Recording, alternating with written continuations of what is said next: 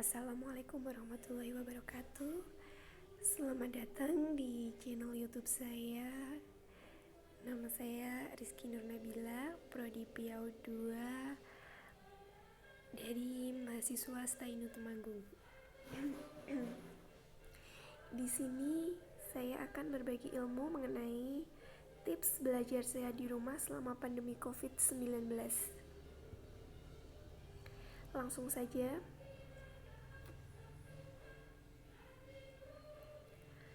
Mewabahnya virus corona yang telah menyerang banyak negara, salah satunya Indonesia ini memang memiliki dampak sosial yang sangat luar biasa. Salah satunya dampak yang sangat terasa di kalangan masyarakat yakni dengan terbatasnya aktivitas sehari-hari atau sering disebut dengan social distancing, di mana pemerintah telah menetapkan himbauan kepada masyarakat luas untuk menjalankan aktivitas di rumah saja sampai batas waktu yang akan ditentukan kemudian. Aktivitas yang dimaksudkan termasuk pada proses pembelajaran siswa di sekolah dari tingkat kanak-kanak hingga menengah atas. Bahkan sekelas perguruan tinggi proses perkuliahan juga dilakukan di rumah melalui daring atau dalam jaringan atau kata lainnya online.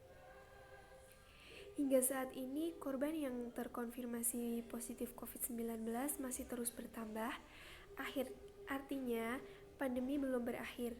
Begitu juga dengan himbauan pemerintah masih terus mengalami perubahan pada perpanjangan waktu untuk tetap belajar di rumah. Nah, sebagian siswa, begitu juga orang tua telah banyak sekali mengeluh dengan social distancing ini, jenuh dan bosan dengan aktivitas yang dinilai terbatas tersebut. Tak sedikit juga siswa mulai merasakan penurunan semangat belajar hingga stres. Nah, rasa malas yang dirasakan siswa dapat muncul karena disebabkan beberapa faktor, diantaranya adalah aktivitas yang monoton. Nah, belajar di rumah sangat memang membosankan, akan terasa menjenuhkan. Jika biasanya mereka belajar di sekolah dengan beragam kegiatan, maka selama belajar di rumah ini, setiap siswa atau anak hanya akan melakukan rutinitas yang sama setiap harinya. Akibatnya, semakin hari si anak akan mulai mengalami penurunan semangat belajar. Kemudian, ada faktor kesepian. Nah, saat belum pandemi, ketika mereka belajar di sekolah, si anak akan bertemu dengan teman-temannya. Siswa akan merasa senang karena dengan bertemu dengan teman-temannya di sekolah, mereka dapat melakukan kegiatan bersama-sama, mulai dari mengerjakan tugas, bertukar cerita, pergi bermain, dan lain sebagainya.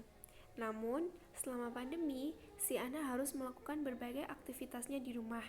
Belum lagi adanya pembatasan diri untuk menghindari kerumunan atau berjaga jarak, atau sering disebut dengan physical distancing, pastinya menambah kejenuhan bagi setiap anak.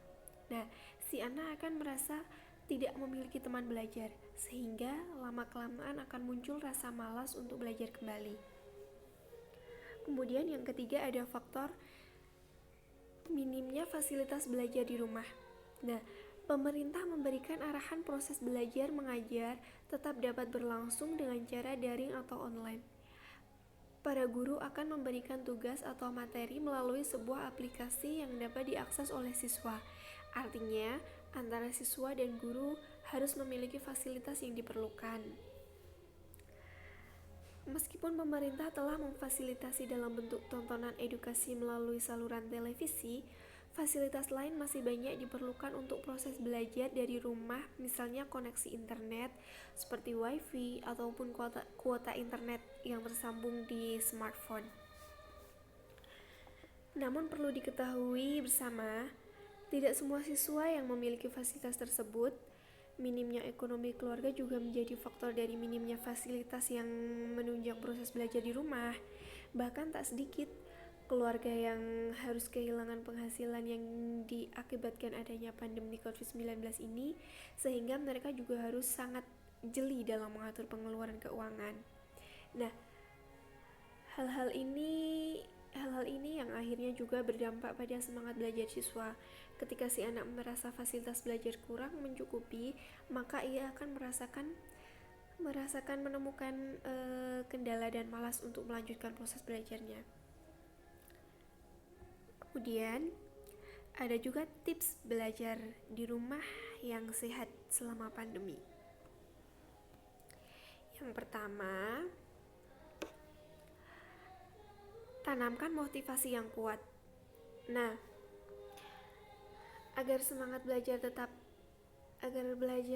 tetap terus ada, maka setiap anak harus memiliki motivasi yang kuat, tidak menjadikan aktivitas tersebut menjadi beban ya. Menjadi beban, si anak dapat diajarkan untuk menanamkan pikiran positif. Nah, belajar dari rumah memang terkesan menjadi beban bagi sebagian anak, baik karena alasan jenuh, lebih enak belajar di sekolah atau lain sebagainya. Namun proses belajar di rumah masih harus dilalui selama pandemi ini masih belum dinyatakan berakhir. Nah, agar semangat belajar tetap terus ada, maka setiap anak harus memiliki motivasi yang kuat, tidak menjadikan aktivitas tersebut menjadi beban. Siswa dapat diajarkan untuk menanamkan pikiran positif. Jika ingin kembali belajar di sekolah, maka saat ini harus bersabar untuk belajar di rumah. Tetap semangat agar rantai penyebaran virus corona dapat terputus dan wabah corona segera hilang, atau mungkin dengan motivasi positif lainnya. Kemudian yang kedua ada mengkondisikan tempat belajar yang aman dan nyaman. Suasana yang aman dan nyaman juga mencakup tentang kerapian dan kebersihan tempat belajar. Suasana yang nyaman juga mencakup tentang kerapian dan kebersihan tempat belajar. Usahakan meja belajar dan lingkungan sekitar selalu bersih, buku-buku dan alat tulis tertata rapi. Nah, karena itu akan sangat menambah semangat belajar dan menjaga kestabilan mood belajar. Apabila meja belajar selalu berantakan dan ketika di tengah proses belajar sedang membutuhkan sesuatu yang ternyata tidak mudah ditemukan, maka sangat mempengaruhi proses belajar selanjutnya. Kemudian yang ketiga ada membuat jadwal belajar harian. Dalam membuat jadwal atau schedule, harus tetap memperhatikan durasi belajar agar tidak menimbulkan keletihan ya. Lama waktu belajar boleh disamakan dengan jam sekolah seperti biasanya. Misalnya dimulai dari jam 8 sampai dengan jam 1. Contohnya, misalnya jam 8 sampai jam 9 pelajaran matematika atau apalah.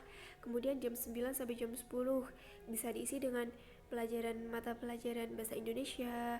Kemudian jam 10 sampai jam 10:30 itu istirahat. Kemudian jam 10:30 sampai jam 11:30 itu bisa diisi dengan seni atau apa. Kemudian jam 11:30 sampai jam 12:30 diisi dengan agama. Kemudian dengan seterusnya. Nah, kemudian yang keempat ada jangan malu bertanya. Nah, si anak diharapkan tidak malu untuk bertanya kepada orang yang dianggapnya mampu memecahkan kesulitan yang dihadapi, atau juga dapat berinovasi mencari media-media yang dapat digunakan untuk belajar. Kesulitan yang dialami si anak dapat menyelesaikan tugas atau memahami sebuah materi seringkali juga memicu rusaknya mood belajar. Ketika mereka menemukan kendala yang terselesaikan, seringkali membuat si anak menyerah dan malas untuk kembali belajar. Bahkan tak sedikit pula yang merasa stres akibat tugas yang susah dikerjakan. Hal ini akan sangat berdampak pada kesehatan mental siswa. Untuk itu, siswa diharapkan tidak malu untuk bertanya kepada orang yang dianggap mampu memecahkan kesulitan yang dihadapi.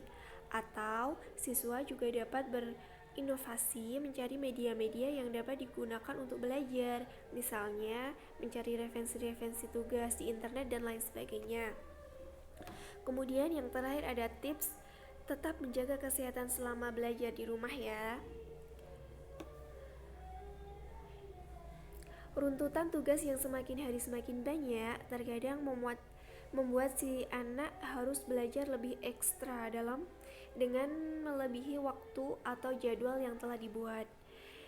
Demi mengejar deadline, sekarang siswa juga mengabaikan waktu istirahat selama belajar. Padahal siswa juga harus tetap menjaga kesehatan selama belajar di rumah dengan cara mengatur pola duduk yang benar saat menulis dan membaca, sering melakukan senam peranganan sederhana di sela-sela belajar agar tidak mengalami kram pada bagian anggota tubuh. Selain itu, rutin minum air putih agar tidak dehidrasi juga penting dilakukan. Si anak juga diperbolehkan untuk mengkonsumsi jajanan ringan atau cemilan selama belajar. Nah, hal ini sangat membantu dalam menjaga konsentrasi si anak. Nah, teman-teman, semua ini memang harus kita hadapi ya, semua demi kebaikan dan kesehatan bersama. Pemerintah telah berupaya untuk membuat kebijakan dalam memutus rantai penyebaran virus corona di Indonesia. Maka sebagai masyarakat yang patuh, kita harus saling bergotong royong melawan virus corona dengan cara mendukung dan mengikuti anjuran. Tetap jaga kesehatan dan di rumah saja. Stay safe, stay healthy. Oke, thanks for watching. Semoga ilmu yang saya bagi bisa bermanfaat buat kita semua. Assalamualaikum.